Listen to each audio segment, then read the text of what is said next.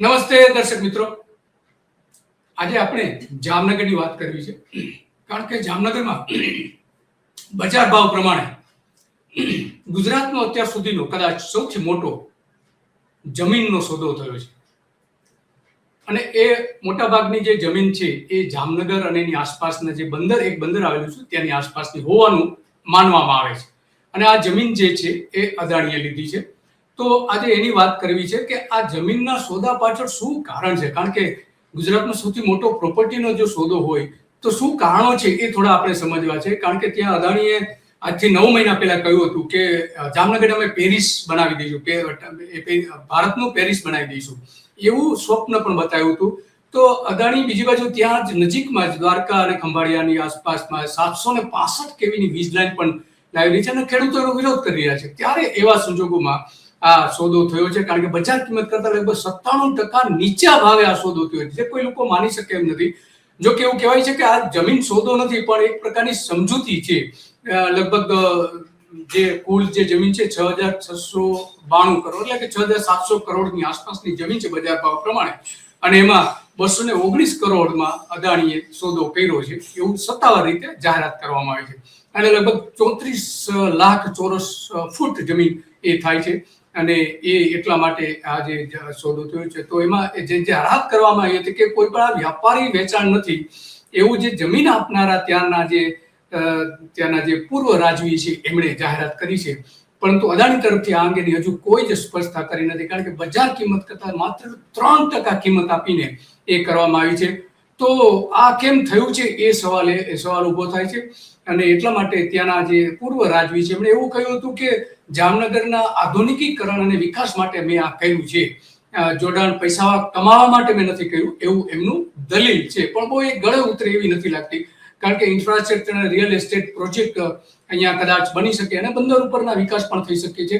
કારણ કે 9 મહિના પહેલા ગૌતમ અદાણીના જે ભત્રીજા જે છે પ્રણવ, એમણે પૂર્વ રાજા સાથે અહીંયા જામનગરના જે છે એમની સાથે વાત કરી હતી અને શત્રુશૈલ્ય સાથે વાત કરી હતી. અને અદાણીનું જે ગ્રુપ છે હાઈ વુડ્સ ઇન્ફ્રાસ્ટ્રક્ચર, એમણે આ અત્યારે ચાલી રહેલો કુલ લગભગ 7 જેટલી મિલકતોનો આ સોદો થયો છે. કઈ કઈ મિલકતો છે હજુ સ્પષ્ટ નથી.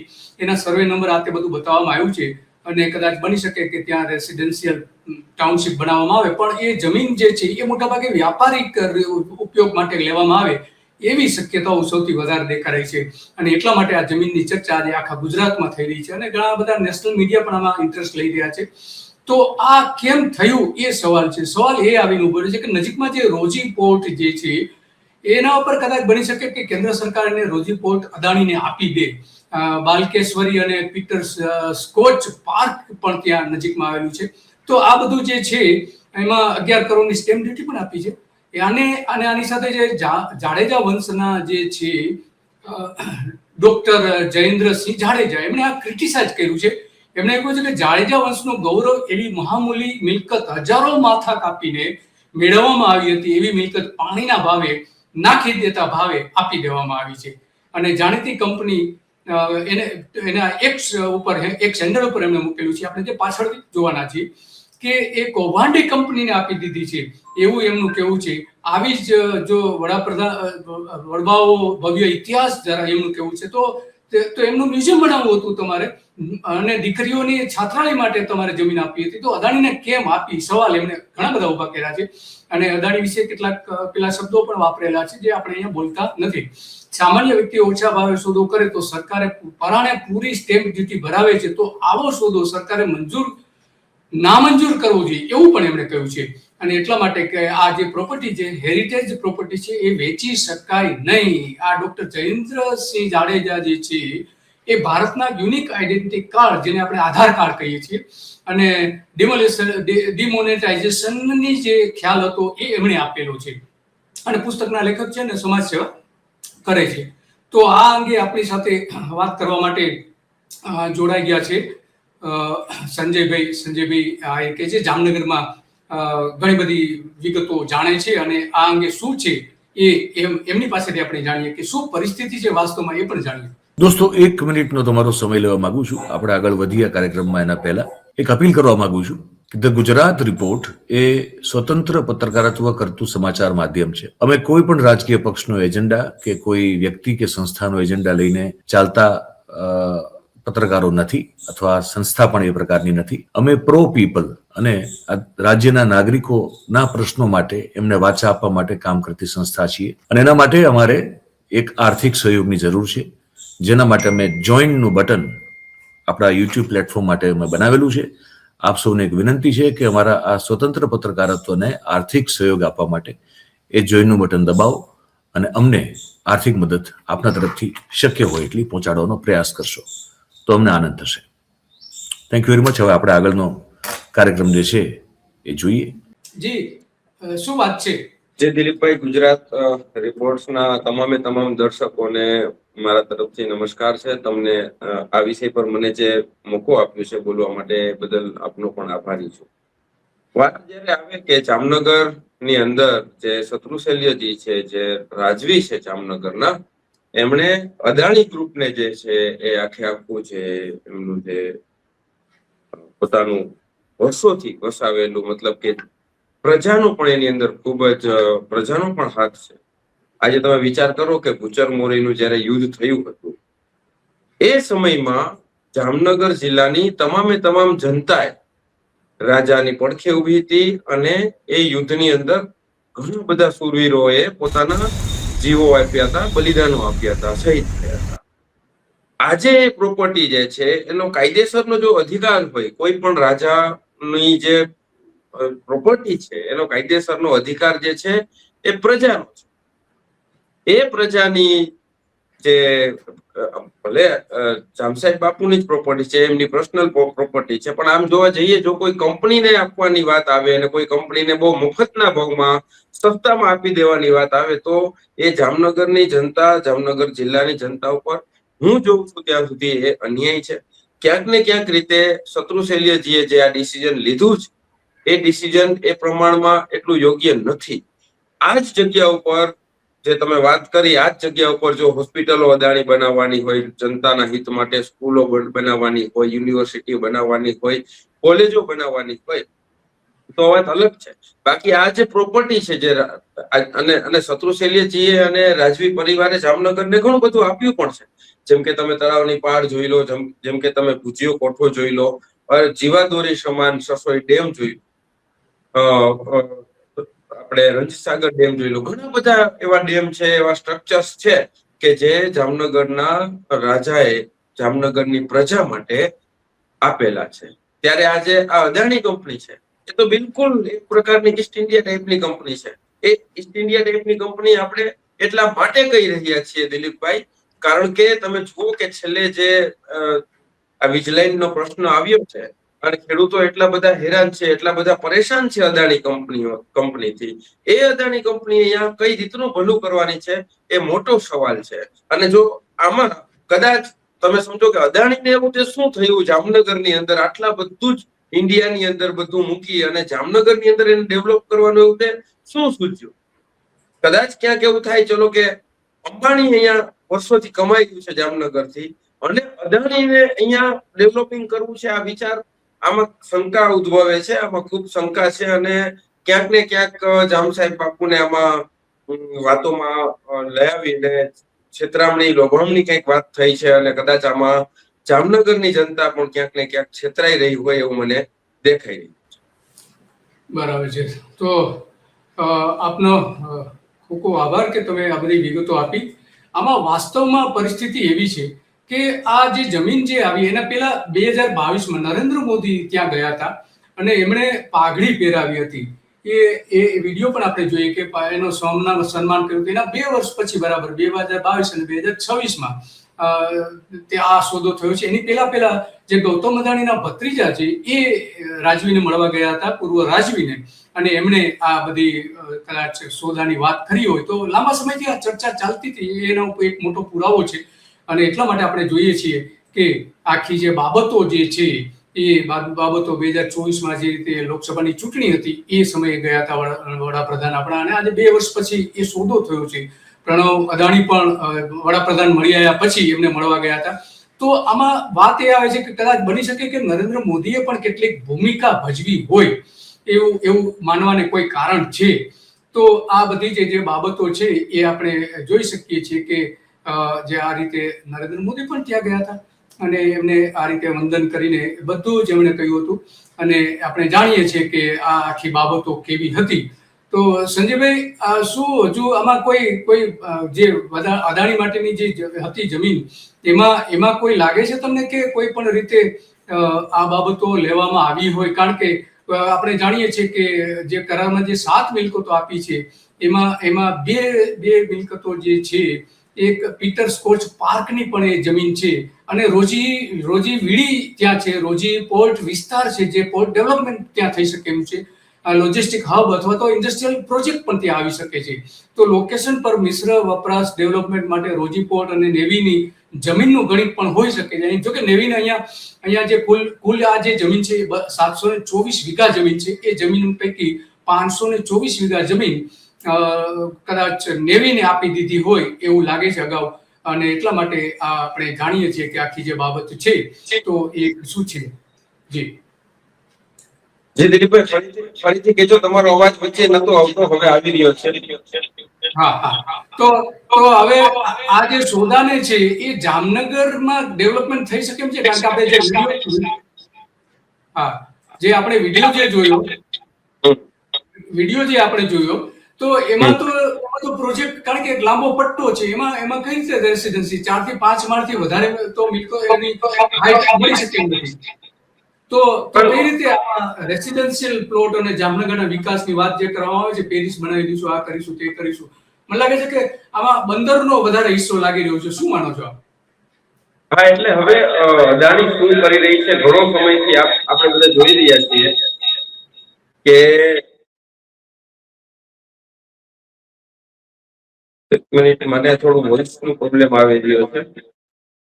એટલે ઘણો સમયથી આપણે લોકો જોઈ રહ્યા છીએ કે અદાણીની નજર જામનગર ઉપર છે. શું કામ છે? ઘણા બધા પ્રશ્નો છે. ત્યાંના લોકલ જે પત્રકારો છે, લોકલ ત્યાંના જાણકાર લોકો છે, એવું કહી રહ્યા છે કે અદાણી જે છે એટલા માટે આવી રહી છે કે અંબાણી જે જગ્યા ઉપર અંબાણીની નજર છે એ જ જગ્યા ઉપર હવે અદાણીની પણ નજર છે. એ જ પોર્ટ ઉપર હવે અદાણીની નજર છે.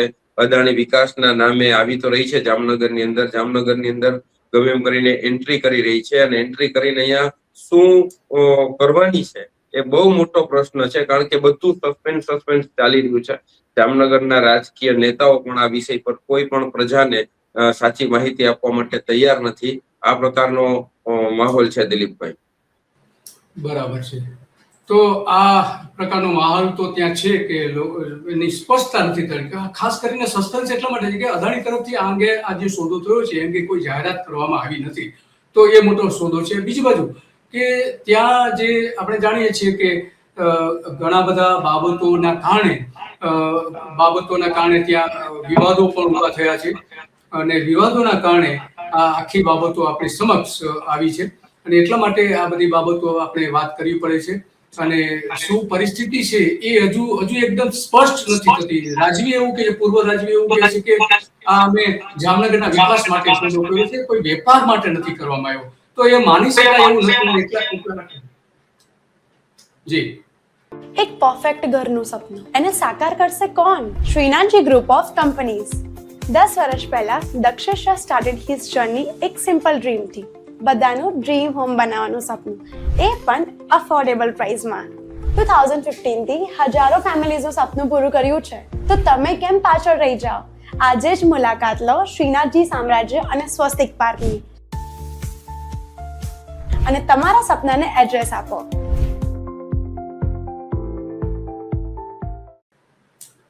જી સંજયભાઈ. જી દિલીપભાઈ. હા, તો આમાં જે રિલાયન્સના જે ત્યાં હમણાં બર્થડે ઉજવવામાં આવ્યો હતો એ એક દિવસે મોટાભાગે આની જાહેરાત કરવામાં આવી. શું લાગે છે કે આ રિલાયન્સના ગઢમાં ગાબડું પાડવા માટે આવ્યા છે?